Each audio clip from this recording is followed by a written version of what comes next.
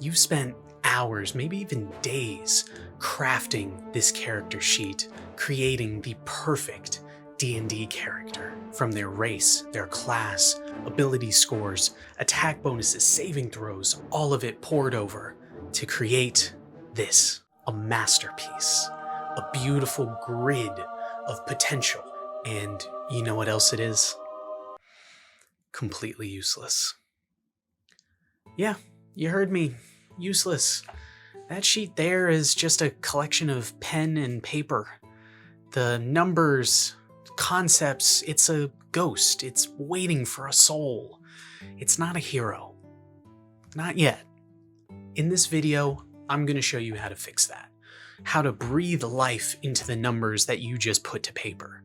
It isn't some crazy formula or 20-page backstory. It is something that happens every session. One singular action that happens dozens of times. We're going to talk about the spark that turns a piece of paper into a legend. The roll of a single die.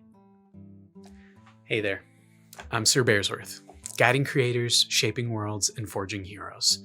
And I know that opening was a little bit intense, but I'll explain.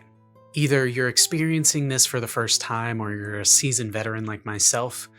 The DM shouts, "A gout of fire erupts from the dragon's mouth. Everyone make a dexterity saving throw."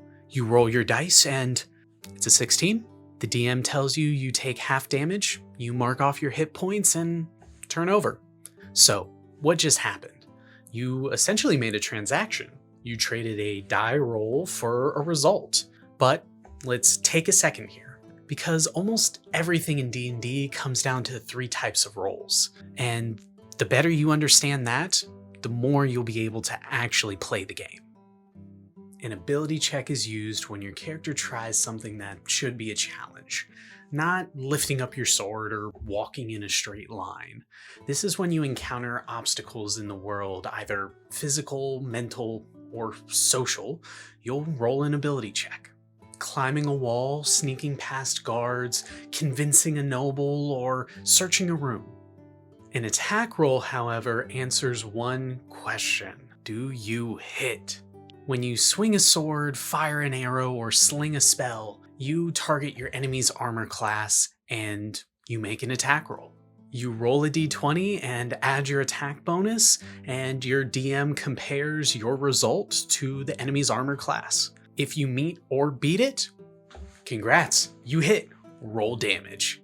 A saving throw happens when danger is already coming for you. Poison floods your veins, a fireball erupts, a spell tries to take hold of your mind. You don't choose to make a saving throw, the world forces it upon you. Saving throws are your character's last chance to either resist or reduce harm. But here is the important question, because those are just mechanics.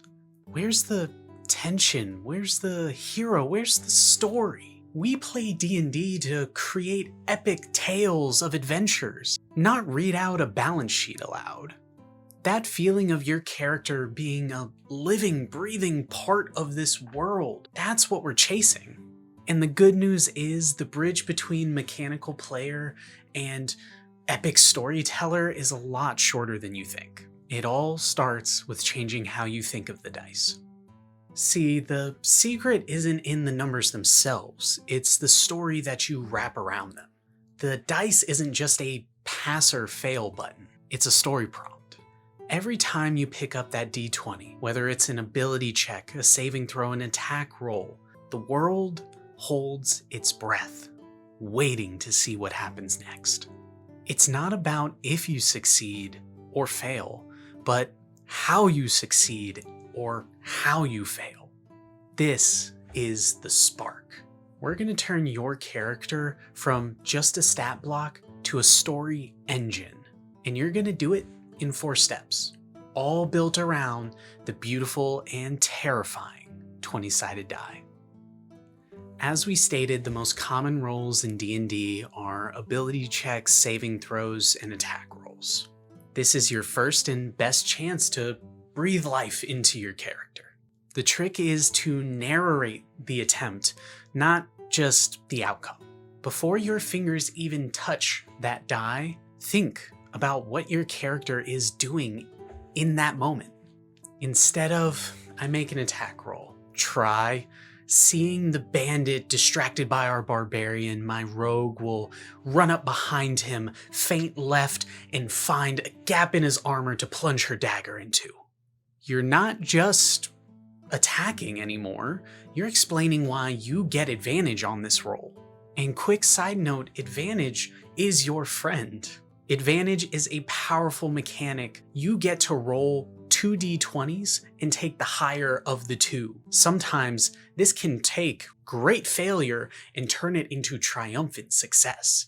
Though there are two sides to this coin, because you can also suffer from disadvantage, where you roll 2d20 and you have to take the lower of the two. This just goes to show how quickly things can change in this world. You are given advantage and disadvantage for any number of reasons.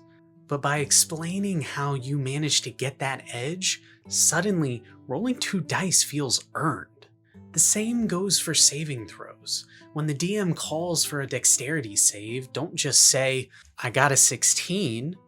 Try, my monk seeing the flames coming from the dragon's mouth, using her momentum, rolls behind a pillar, covering her head and hoping for the best. Then you roll. Suddenly, a high roll means that your quick thinking just paid off. A low roll means that the flames washed over the pillar and sadly still hit your monk. But now there is an emotional story attached to this moment. Even a simple ability check, like looking for traps, can suddenly change the perspective of everyone in the room. Don't just roll to investigate. Instead, my grizzled ranger kneels down, ignoring the dust in this long-lost dungeon, smelling the air for hints of ozone or freshly disturbed dirt. That simple thing does 2 things. First, it puts your character right in the scene. They are an active participant now, not just a token on a map. And second, it gives your DM so much more to work with to make your future success or failure feel more personal to you. You're not just rolling dice anymore, you're co-writing a story together. Sooner or later, it's gonna happen. You're gonna get that natural 20 or the dreaded natural 1. And these are not just extra damage and an auto fail. These are narrative gold. These are the moments that forge a character's legend and can shape their personality. A natural 20 on an attack isn't just a critical hit. It's the moment that your stoic, quiet paladin who has been fighting with a grim efficiency suddenly lets out a triumphant war cry and finds a unblockable opening in the dragon's scales. That roar might be the first time your party has heard the paladin raise their voice. Even on a saving throw, a nat 20 isn't just your character shaking off a magical spell, it's instead your character rolling their shoulders, making eye contact directly with the evil mage, trying to stop them in their tracks, and you just get to laugh in their face. It writes itself. And fumbles? Natural ones? Those. Chef's kiss, they are a gift.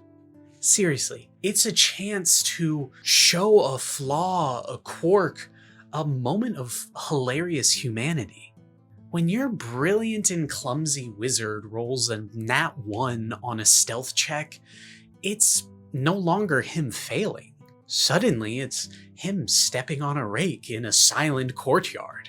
He walks away from this with a sudden, deep-seated hatred for all things gardening tool.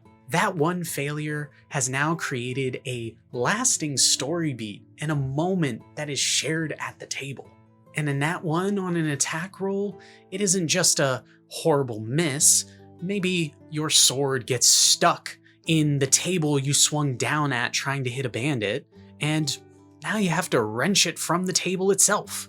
These are the things that make stories in this universe feel more dynamic. These roles are handing you free personality traits. take it. If you're starting to see how these small moments turn a game about rolling dice into an actual story, and if you want more tips on building legendary heroes and amazing campaigns, do me a favor and hit that subscribe button. We have a wonderful community we're building here of awesome storytellers just looking to get better each day, and there's always room for one more at the table.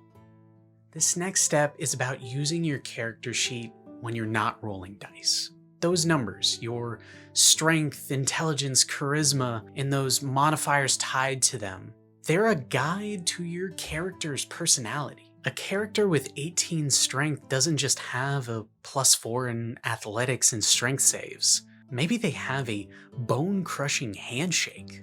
Maybe they absent-mindedly tear a book in half when they're frustrated.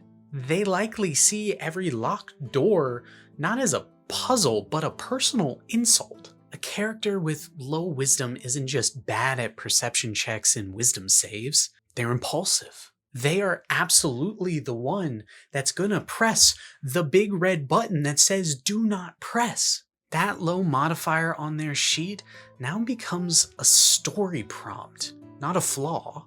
It's a starting point for roleplay and how they interact with the world and how they get into danger.